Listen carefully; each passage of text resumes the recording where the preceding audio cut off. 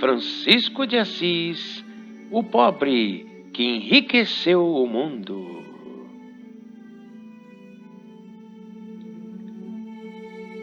São Francisco, percorrendo várias regiões para anunciar o reino de Deus, chegou a uma cidade chamada Toscanela. Enquanto aí espalhava a semente da vida, conforme o seu costume, foi hospedado por um cavalheiro que tinha um filho único, coxo e tão fraco que, embora criança, já tinha passado da idade de mamar, mas ainda ficava no berço. O pai, vendo o homem de Deus tão rico em santidade, lançou-se a seus pés com humildade, pedindo a saúde do filho. Julgando-se indigno e incapaz de obter uma graça tão grande, o santo se recusou por muito tempo. Por fim, vencido pela constância dos pedidos, recolheu-se em oração, impôs a mão sobre o menino e abençoou-o e o levantou. Imediatamente, para a alegria de todos que estavam presentes, a criança ficou em pé, curada no nome de nosso Senhor Jesus Cristo, e começou a andar por todos os cantos da casa.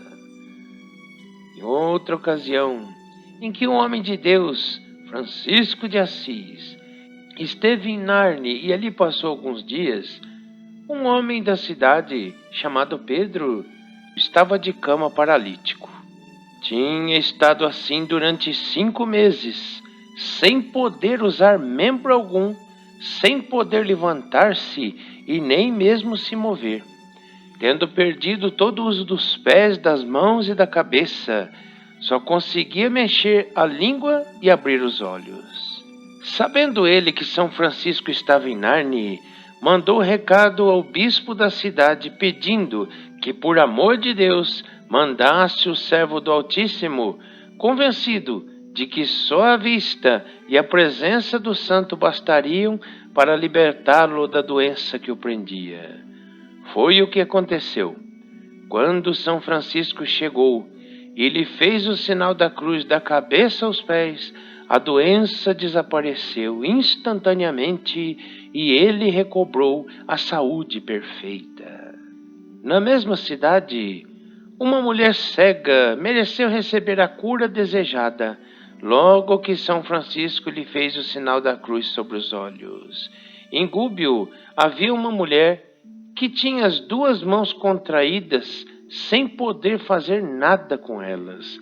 Quando soube que São Francisco estava na cidade, correu para ele e, com o rosto aflito e cheio de tristeza, mostrando as mãos contraídas, começou a pedir que se dignasse tocá-las. Com pena, ele lhe tocou e curou as mãos. Na mesma hora, voltou toda alegre para casa, fez uma fogaça de queijo com as próprias mãos e a deu de presente ao santo. Bondoso, ele aceitou um pedaço e mandou que a mulher comesse o resto com a família.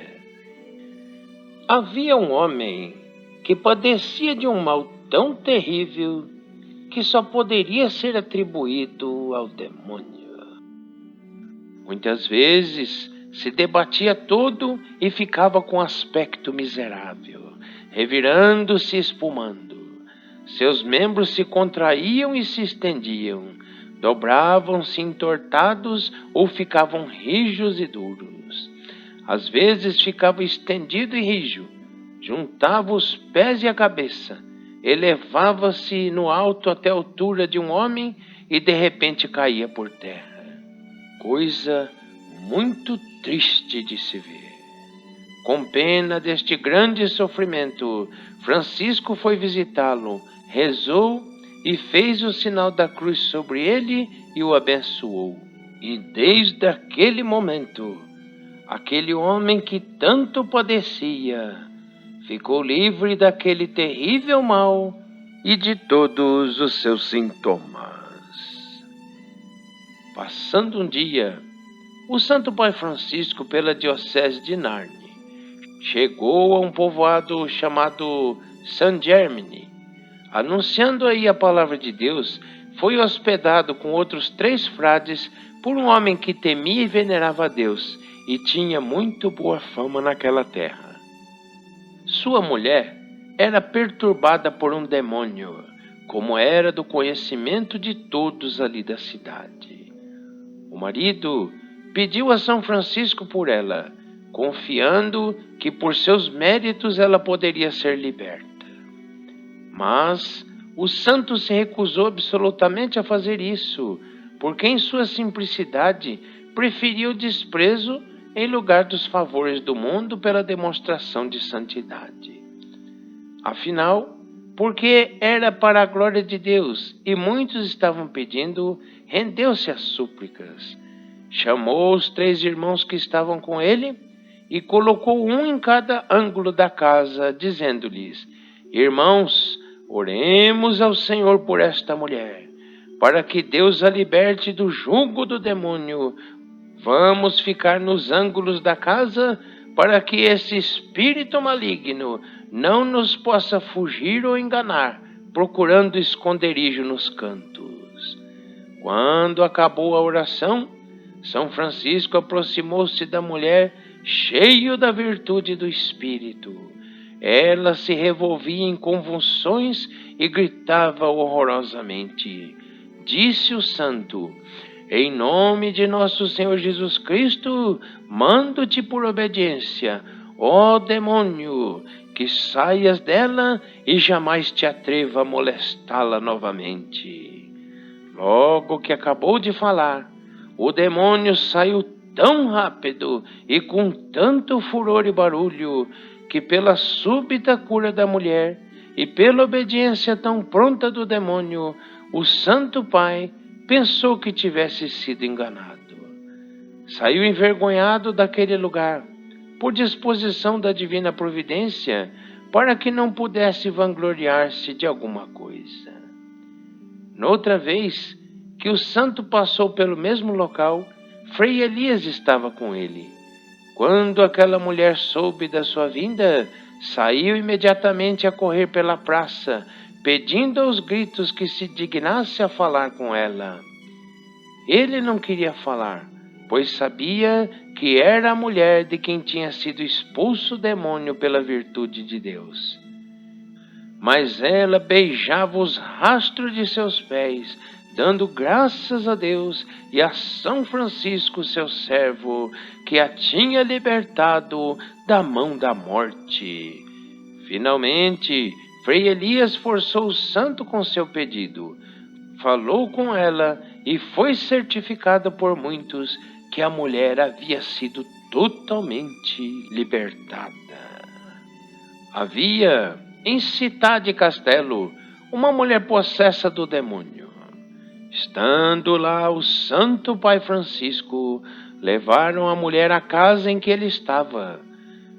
Fora da casa, a mulher começou a ranger os dentes e a uivar com voz espantosa, como é costume dos espíritos imundos. Muitas pessoas daquela cidade, homens e mulheres, foram rogar a São Francisco por aquela infeliz, porque já fazia muito tempo em que o espírito maligno a perturbava com seus tormentos e a todos com seus uivos terríveis.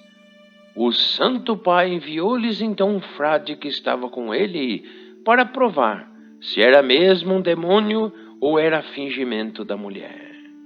Quando o viu, ela começou a rir dele, sabendo que não era absolutamente São Francisco. O Pai Santo estava rezando lá dentro e quando terminou a oração saiu. A mulher começou a tremer e a se virar pelo chão, sem suportar a sua virtude. Chamando-a, São Francisco disse: ordeno-te em virtude da obediência, espírito imundo, que saia desta mulher. Ele a deixou imediatamente sem lesão alguma, retirando-se muito indignado. O homem de Deus, Francisco, tinha aprendido a buscar não os seus interesses, mas o que lhe parecesse servir melhor à salvação dos outros. Acima de tudo, desejava aniquilar-se para estar com Cristo. Por isso, seu esforço maior era manter-se livre de todas as coisas que estão no mundo, para que o seu pensamento não tivesse a serenidade perturbada por uma hora sequer de contágio com essa poeira mundana. Tornou-se insensível a todo ruído exterior e se empenhou com todas as forças a dominar os sentidos, a coibir as paixões, entregando-se unicamente a Deus.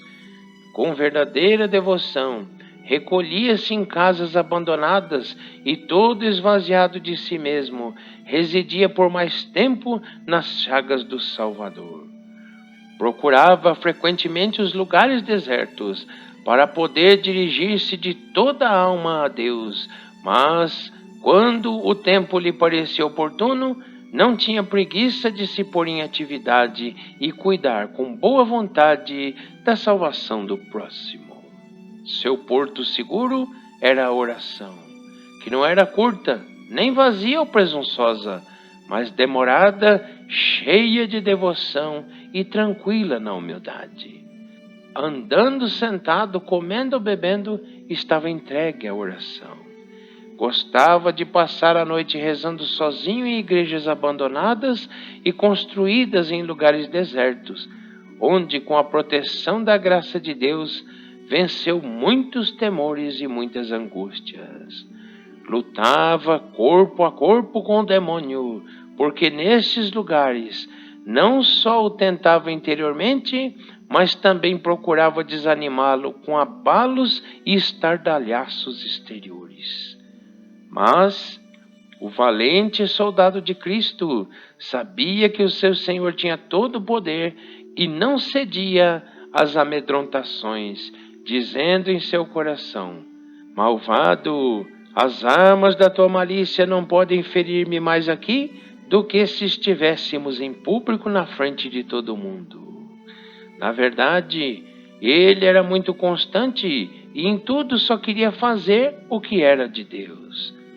Ele e seus companheiros pareciam e eram homens crucificados quanto às ações e à vida austera.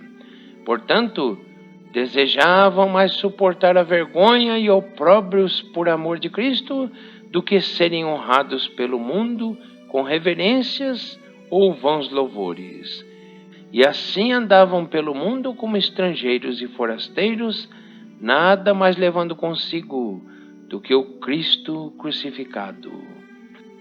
Sucedeu no princípio da ordem São Francisco mandar Frei Bernardo a Bolonha, para que aí produzisse muitos frutos para Deus.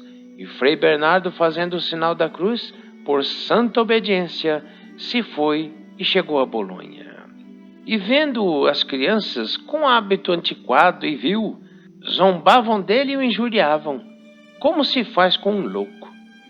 E Frei Bernardo, paciente e alegre, tudo suportava pelo amor de Cristo, até para que o pudesse maltratar melhor, pôs-se muito de propósito na praça da cidade, onde, se assentando em torno dele, se reuniram muitos meninos e homens.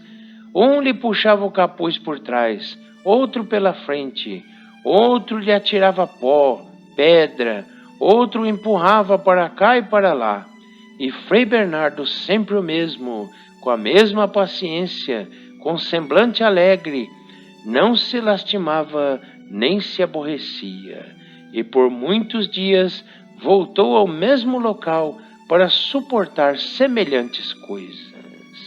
E por ser a paciência obra da perfeição e prova da virtude, um sábio doutor em leis, vendo-o e considerando tanta constância e virtude de Frei Bernardo, em não se perturbar por tantos dias por nenhuma moléstia ou injúria, disse a si mesmo: impossível é não ser este um santo homem.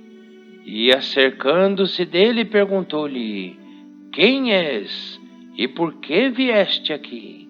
E Frei Bernardo, como resposta, levou a mão ao peito e tirou a regra de São Francisco e deu-lhe para que a lesse. E tendo-a lido, e considerando-lhe o elevado estado de perfeição, com grandíssimo pasmo e admiração, voltou-se para os companheiros e disse: verdadeiramente este é o mais alto estado de religião de que eu ouvi falar. E, portanto, este e seus companheiros são dos mais santos homens do mundo, e comete grandíssimo pecado quem o injuria, o qual devia ser altamente honrado, porque é verdadeiramente amigo de Deus. E disse a Frei Bernardo: se quiserdes ficar em algum lugar em que podeis convenientemente servir a Deus, vô-lo darei de boa vontade para a salvação da minha alma.